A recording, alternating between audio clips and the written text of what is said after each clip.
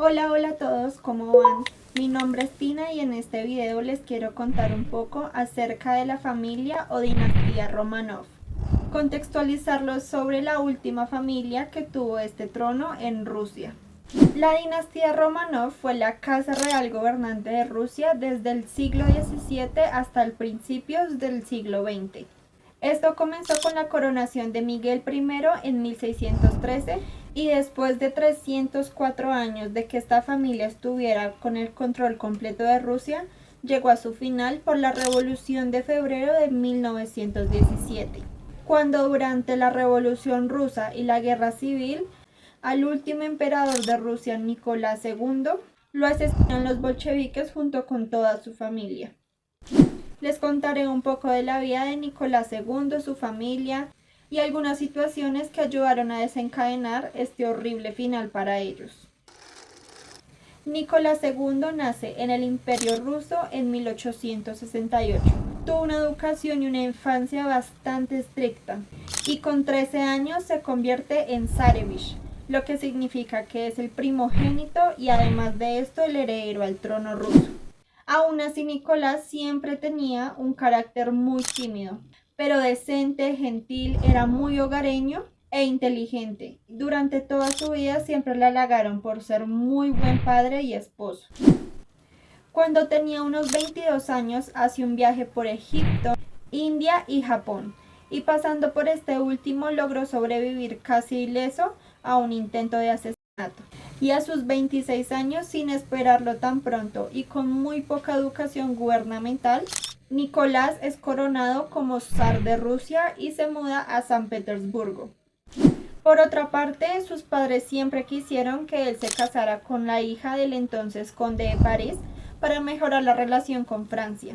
Pero contrario a lo que ellos querían y además odiando a Alemania, Nicolás II se casa con Alix Victoria, quien era una princesa que nació en el Imperio Alemán. Y además ella era la nieta de la reina Victoria del Reino Unido. Este matrimonio se convirtió en uno bastante unido y ellos siempre se expresaban mucho amor. Alix, al ser coronada, adoptó el nombre de emperatriz Alejandra. Aunque Nicolás II era un ejemplo como padre y muy buen esposo para la emperatriz, no se puede dejar de cuestionar su mal trabajo para la nación.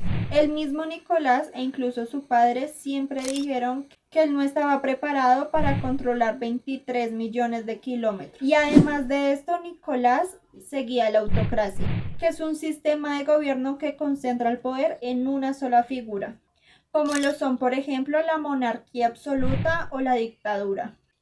Por esto mismo, por ser un zar autócrata, no recibe consejos del ministerio y además se la pasó bastante aislado del pueblo. Tuvo una gran falta de contacto con este, por lo que Nicolás fue incapaz de comprender la situación sociopolítica por la que pasaba Rusia. Y por supuesto no tuvo muy en cuenta las amenazas del bolchevismo sobre su dinastía. Ya que el matrimonio del zar Nicolás II y la emperatriz Alejandra era un ideal de amor y se amaban demasiado, él dejó que ella siempre lo aconsejara. Ella le insistía que tomara las riendas del poder de Rusia y que dejara a un lado su carácter bondadoso porque se aprovechaban mucho de él. Ambos tuvieron 4 hijas, Olga, Tatiana, María y Anastasia, y un hijo llamado Alexei que fue muy anhelado para que pudiera heredar el trono.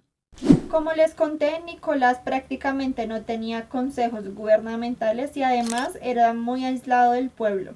Esto hizo que muchos problemas se aumentaran, como por ejemplo la pobreza del campesinado y su hambre de tierras, las tensiones sociales y la revolución, la aspiración de democracia y libertad por parte de los reformistas y muchas otras razones. Van pasando los años y en 1905 Nicolás lleva a Rusia a una guerra contra Japón en la cual terminan derrotados. Luego de esto, Nicolás acepta una reunión con Estados Unidos para conciliar y negociar con Japón. Pero en estos momentos los rusos estaban muy desesperados y muy descontentos, lo que hizo estallar una revolución rusa ese mismo año. Un cura llamado Georgi convoca a varias personas descontentas, muchas del campesinado, Estos organizan una marcha informal para llevarle algunas peticiones antiautocráticas al zar. Pero cuando ya iban llegando al palacio, no tomó otra respuesta que la represión militar. Este día es llamado el Domingo Sangriento, ya que los soldados empiezan a disparar a quemarropa a las personas y hubieron más de 90 muertos. Acontecimientos como este alimentan a los revolucionarios y hay muchas más huelgas e incluso atentados, lo que hace dudar a Nicolás II entre imponer una dictadura o acceder a una constitución. Y aunque en un principio siempre optaba por la dictadura, accedió por tantas amenazas a una constitucional elaborada por el ministro White. Pero para decepción del zar, esta fue muy mal tomada por el pueblo. Uno de los personajes más descontentos fue Vladimir Ilich, o también conocido como Lenin, quien era un abogado políticamente marxista, cuyo hermano, llamado Alexander, fue ejecutado por un intento de asesinato al entonces zar Alejandro III, quien era el padre de Nicolás. Vladimir fue el líder del sector bolchevique del Partido Obrero Socialdemócrata de Rusia, y así poco a poco el régimen zarista se va debilitando demasiado.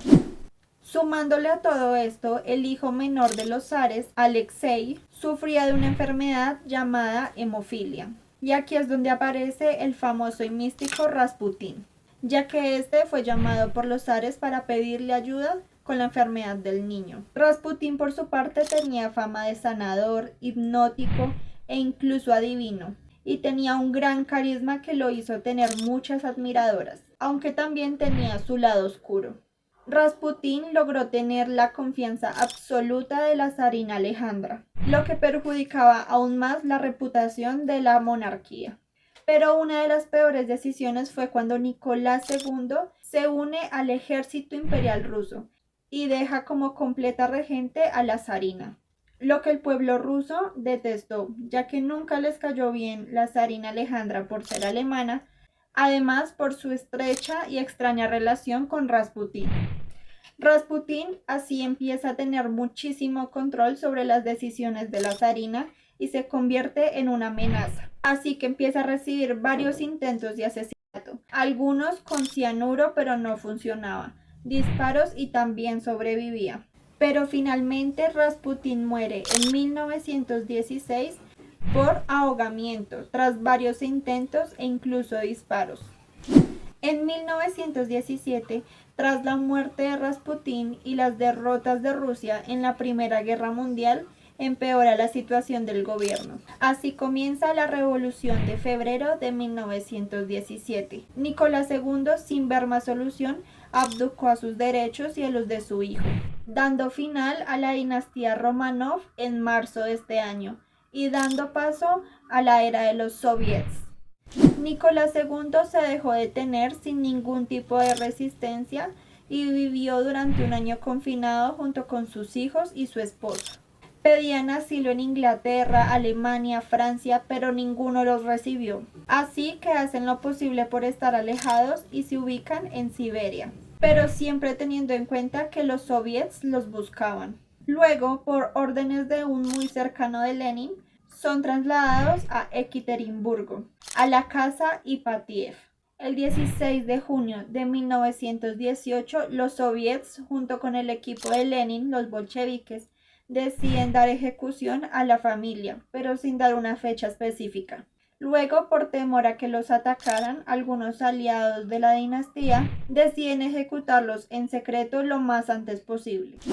A la medianoche del 17 de julio, la familia completa es llamada al sótano con la excusa de que les van a tomar una fotografía porque los iban a volver a trasladar. Nicolás II tomó a su hijo Alexei de 13 años y lo sentó en sus piernas mientras tomaba asiento junto con la zarina. Las cuatro hijas, Olga de 22 años, Tatiana de 21, María de 19 y Anastasia de 17 años, se hacen atrás de sus padres, y otras cuatro personas que eran sirvientes y un médico se hacen a los costados. En este momento entra un bolchevique llamado Yakov y otros 17 hombres con revólver y fusiles a la bayoneta, los cuales cada uno tenía una víctima encargada específica.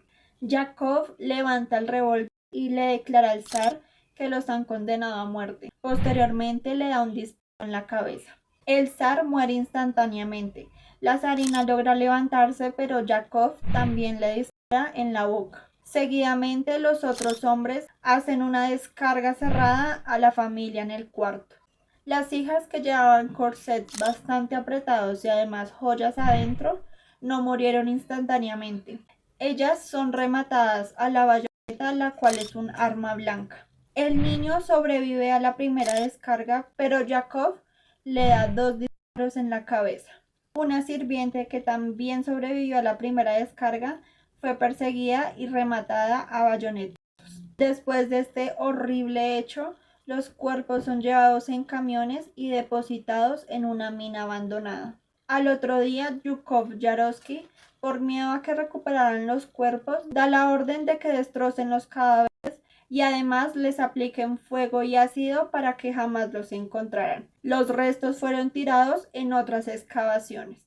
Estas instrucciones que recibía Yakov-Yaroslky fueron dadas por el Soviet de los Urales, un íntimo amigo de Lenin, además de los grandes mandos del entonces gobierno de Lenin, junto con él. En 1979, 61 años después, unos historiadores descubren una mina donde creen que están los cuerpos. Pero temiendo a lo que podría pasar con el descubrimiento, no lo mencionaron hasta muchos años después. El 12 de abril de 1989, los periódicos dan la noticia del descubrimiento. La tumba no fue abierta hasta 1991, después de la disolución de la Unión Soviética. En este lugar encuentran 9 cuerpos, y los científicos soviéticos anuncian que faltaría el cuerpo del niño Alexei y una de las niñas, Anastasia. Tras una difícil búsqueda, la identificación de los cuerpos fue confirmada por ADN. Luego de otras investigaciones, confirman que el cuerpo de Anastasia sí estaba allí. El que faltaba era el de la niña llamada María. En el año 2000, toda la familia fue canonizada como mártir por la Iglesia Ortodoxa. Y en el 2007, tras ser desclasificados documentos muy secretos de la antigua Unión Soviética, se permitió el hallazgo de los 2 cuerpos faltantes, confirmados por ADN. Y bueno, esta era la historia que les quería contar. A mí me parece demasiado impresionante esto y también muy triste por cómo terminó la familia. Y me imagino el miedo y el desespero que debieron sentir en ese momento. Por eso también se las quería contar, ya que mucha gente no la conoce, aunque esta historia aún es muy recordada. Y bueno, no se olviden suscribir. Muchas gracias por llegar hasta aquí y ver este video.